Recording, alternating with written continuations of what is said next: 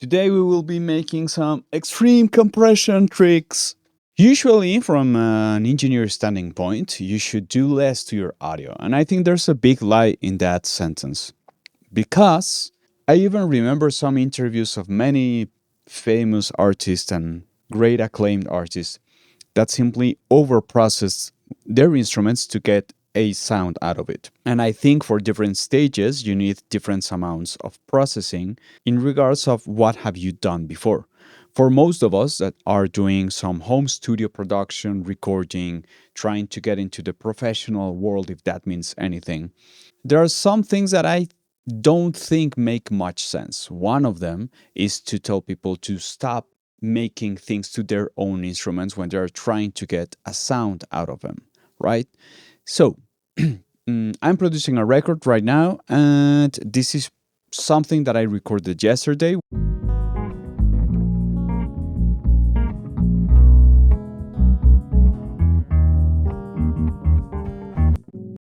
And for example, for the bass of this song, I ended up doing something really strange. The guitar was doing the bass line with an octave pedal. So I wanted a really processed sound, like that's part of the sound that I'm looking for this specific song. So we will go through a small chain that I did right now for trying to get that tone out of it. And you have shaper box up top, that's the clean sound, and down is after all of the processing.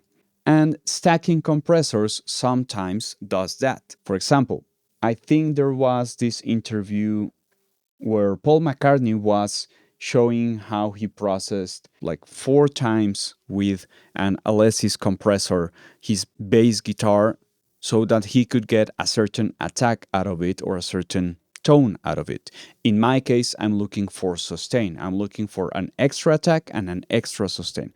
I want it to be more 808y, right? Even though it's not that. So first, I'm doing some extreme compression. Let's listen and compare. If I show you this specific hit of the bass, we have whatever is coming in is what's coming out. But I'm going to do again some extreme processing, and I'm going to start with some really heavy compression. And you can see that this small bite up top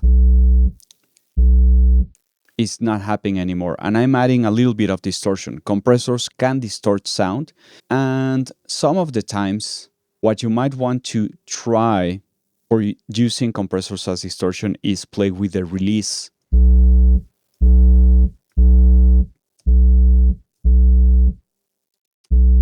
So I have that sound, and once I have that extra tone, that extra bite, and a little bit of distortion, I can keep on flattening this sound with another VCA compressor. And now you can see that I'm really pushing up that attack of the sound by using a slow attack and a really fast release. And if I just bring the sound up, I will still have that low end. The issue with this is that whenever you're really compressing and really narrowing down the dynamic range of low end, what will end up happening is you also have amplitude modulation, and that will bring up new tones and new harmonics into the sound.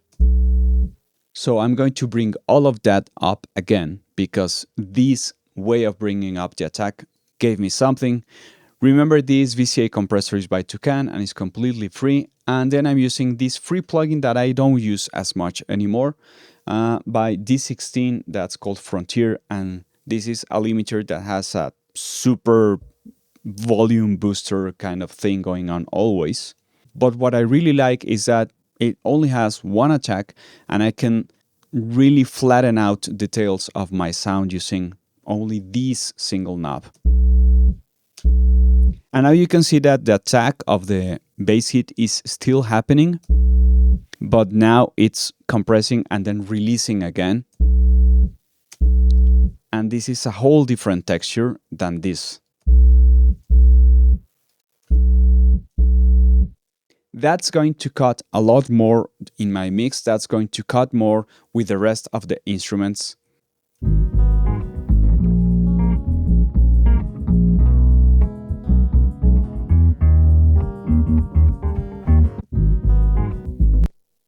and without it.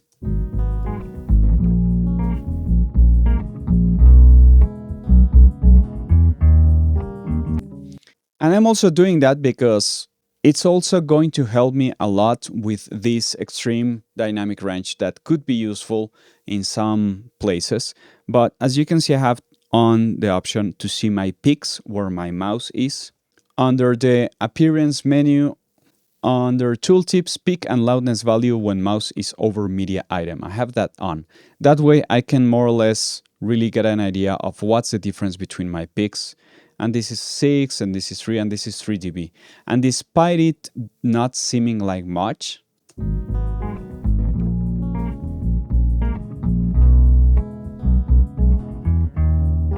it does feel a little bit too much. So maybe I want to make this narrower.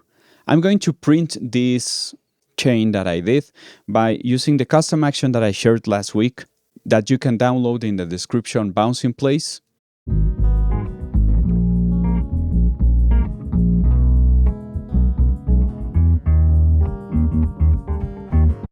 And now you can see that I have a really, really stable low end coming from my bass.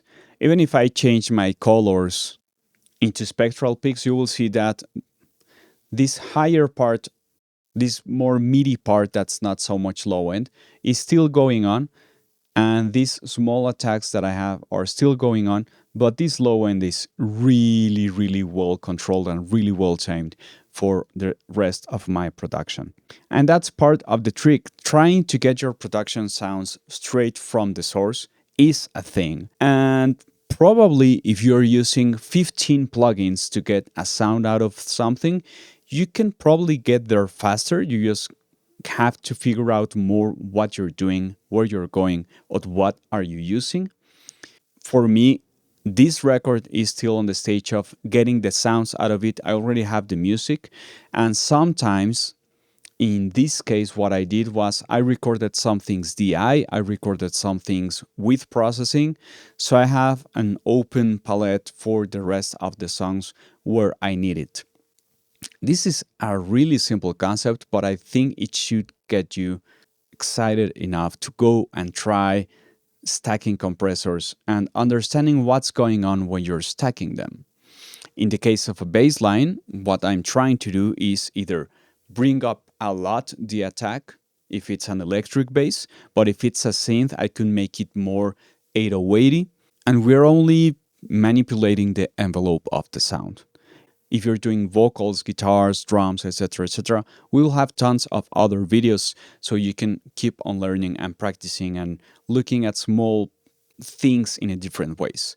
If you like this kind of videos, be sure to comment, like, subscribe, hit the notification bell. Underneath, I have the Buy Me a Coffee link if you want to support my work.